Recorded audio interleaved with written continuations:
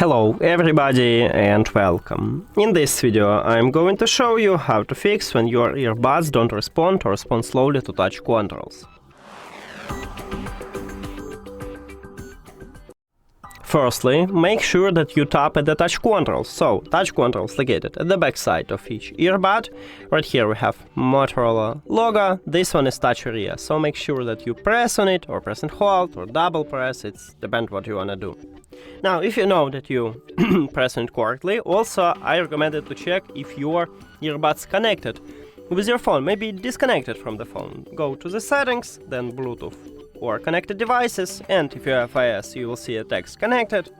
If you have Android, it will move from My Devices or Media Devices to Save Devices, but it also depends because, let's say on Realme, under your earbuds you will see a text in use if it connected and no information if it disconnected. Maybe you have another path to check it.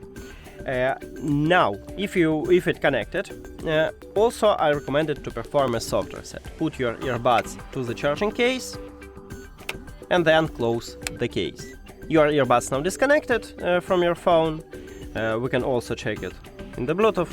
After that, open the charging case, remove your earbuds from the case and check is it fixed. If it doesn't, maybe you need to contact customer service.